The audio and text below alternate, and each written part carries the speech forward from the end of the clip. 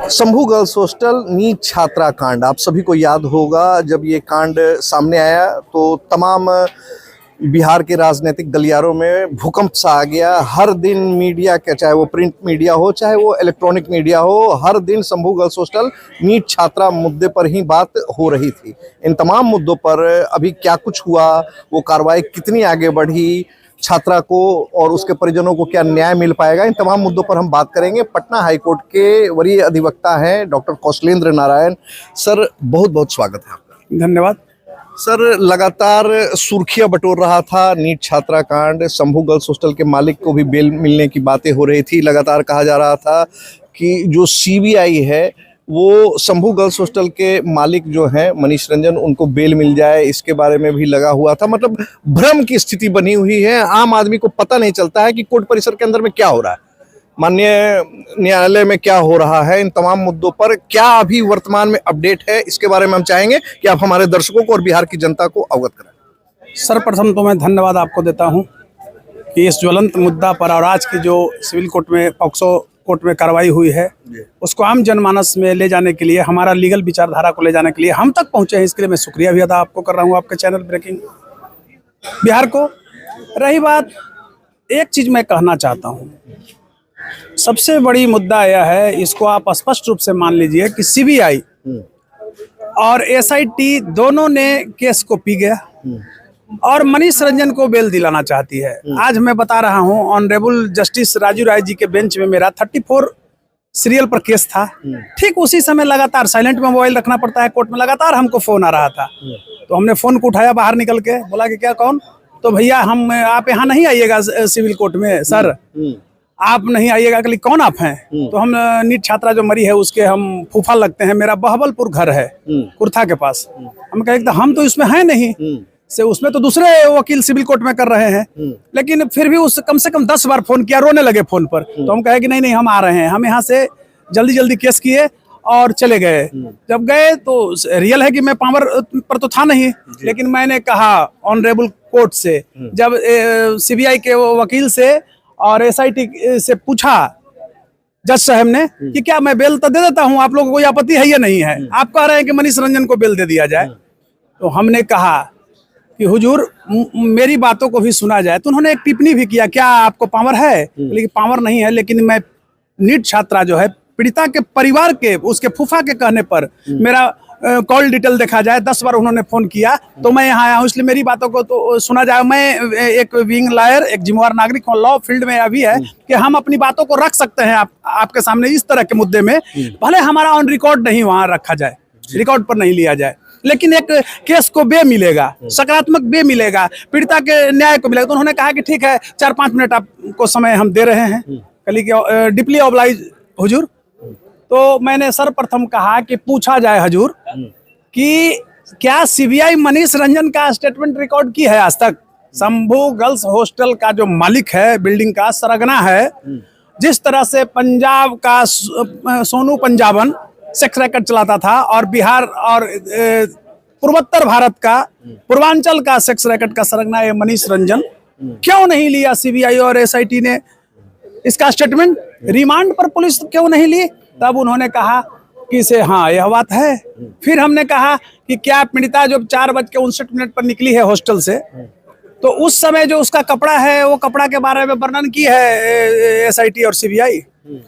तीसरा अहम सवाल हुजूर हम ये कहना चाहते हैं कि क्या वह जो दवा पकड़ाई है, 6 तारीख को दवा छोड़ दिया जाता है जब पीड़िता हॉस्पिटल में भर्ती होती है तो, और 7 को उसको दर्शाया जाता है। तो कहा कि ठीक है अब आपका हो गया। हमने कहा कि बस हुजूर मेरा इतना ही आर्गुमेंट है कि दोषी कोई फंसे नहीं, दोषी को बेल मिले नहीं और निर्दोष कोई फंसे नहीं, इसलिए ये सब जो चंडाल के रूप में है इनको सजा होनी चाहिए। और मैं चुप हो गया। उस पर उन्होंने कहा, वहीं पर केस का आईओ थी, आईओ से पूछे पॉक्सो कोर्ट के जज साहब ने, हालांकि वहां सारे वकील जो है से हमको, ये भी वहां खड़े थे प्रशांत जी, सारे वकील हमको कहने लगे ना सर आप ही करिए। उन्होंने कहा कि पावर मेरे पास नहीं तो कैसे हम बहस कर सके? तो स्पेशली ह्यूमैनिटी के आधार पर मैंने कहा है, इससे कि बीइंग ए लॉ फील्ड से है तो लॉ फील्ड से एक वकील का भी यह अधिकार बनता है कि हम अपनी बातों को रखें। जज साहब का कर्तव्य बनता है कि कुछ क्षण मेरी बातों को भी सुने, ऑन रिकॉर्ड नहीं रखें।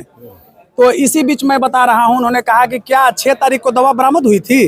तो सर दवा वहां देख करके, ये देखिए आईओ का स्टेटमेंट है, 6 को हम नहीं उठाए थे वो पत्थर दवा का, हम 7 तारीख को उठाए हैं। अच्छा 7 को उठाए हैं। तो उधर से सिखा रही है SIT के जो DSP है अन्नू कुमारी कि 7 के हजूर नहीं 6 को ही। तो उन्होंने डांटा, कहा कि आप चुप रहिए, आपसे नहीं पूछ रहे हैं।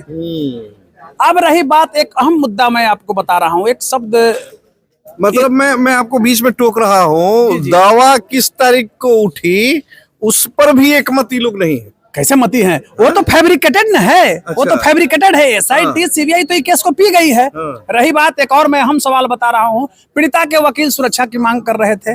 उनका मतलब शुरू से ही कि हम आज तक दिल्ली केस किए, कहाँ किए, सिविल कोर्ट में जो वकील है और कहाँ किए, लेकिन आज तक कोई हमको रास्ता में क्लाइंट नहीं मिला था।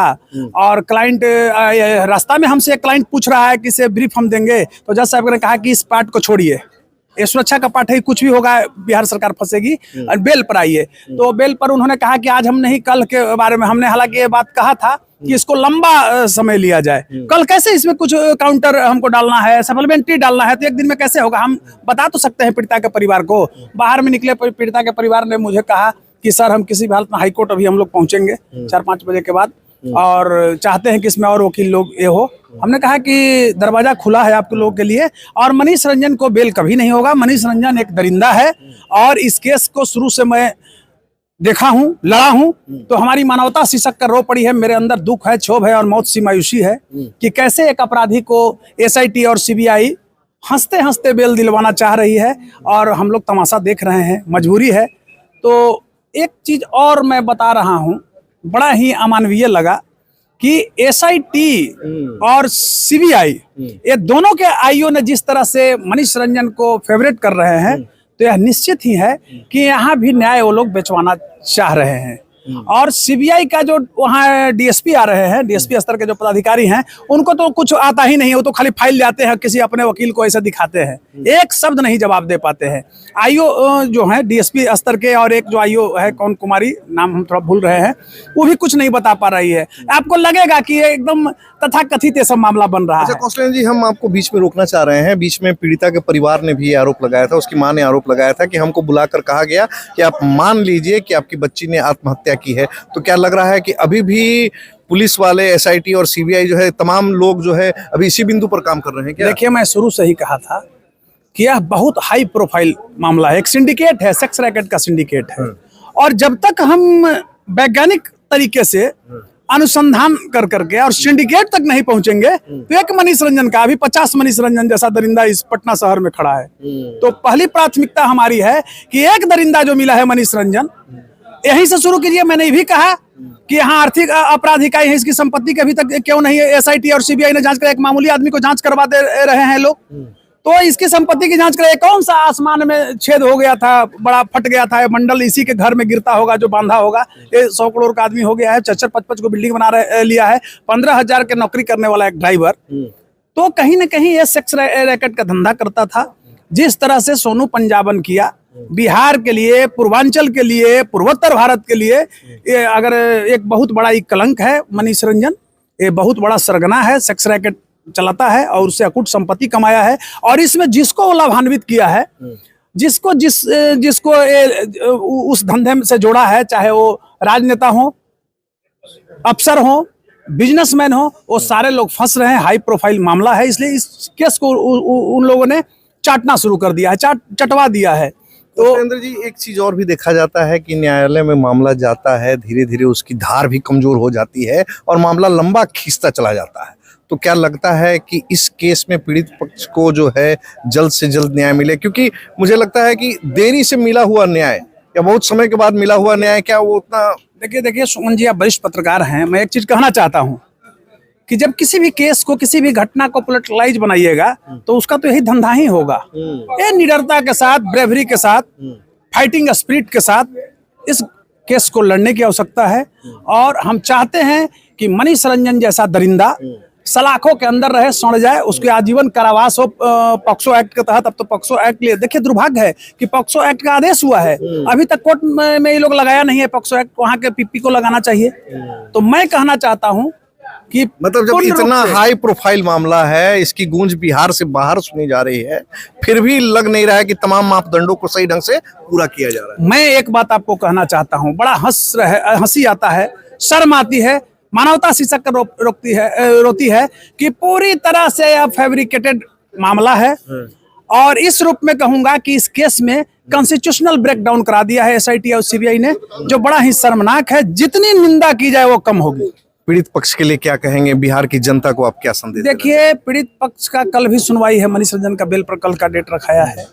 तो मैं कहना चाहूंगा कि जो मेरी क्षमता है, मैं शुरू से ही आप देखे होंगे इस केस को मैं बिल्कुल उजागर किया, पहले भी संवाद लाइटेड किया और निःशुल्क मैं लड़ रहा हूं और निर्भीकता के साथ मैं लड़ रहा हूं। कहीं कोई मेरा ये नहीं है, लेकिन इतना जरूर मेरे अंदर एक जज्बा है, एक लीगल जो मेरा कर्म बनता है उसके तहत कि इस दरिंदा को बेल, मनीष रंजन जैसा दुर्दांत अपराधी दरिंदा कहा जाए। देखिए, उदंड, एक कहावत है कि 1 गुना चरित्रहीन से 100 गुना उदंड मतलब अच्छा होता है। तो ये बहुत बड़ा गंदा है, ये कितने के बेटी बहनों को रौंदेगा, राक्षस है, मैं इस रूप में कहूंगा। इसको बेल नहीं होना चाहिए। और मैं कोई कोर कसर, जो मेरा एक लीगल जो फील्ड है, क्योंकि आप लोग जानते हैं कि कोई मैं ब्रीफलेस वकील तो हूं नहीं, ब्रीफ है मेरे पास। तो ब्रीफ को करते करते एक अनुभव है, उसके तहत मैं ये कह रहा हूं कि उसको बेल नहीं होना चाहिए, किसी भी हालत में नहीं होना चाहिए। चलिए, तो ये थे डॉक्टर कौशलेंद्र नारायण। देखिए, पटना हाईकोर्ट के वरीय अधिवक्ता हैं और हमें याद है कि शुरू दिन से ही इस केस पर निगाह अपनी सरसरी लगाए हुए थे। अब इस केस में आगे जिस प्रकार से कौशलेंद्र नारायण की भी एंट्री हो रही है, आगे क्या कुछ होगा, पल पल की तस्वीरें, पल पल की खबरें जो है हम आपके साथ साझा करते रहेंगे। खबरों में फिलहाल इतना ही, तब तक के लिए दे इजाजत, नमस्कार।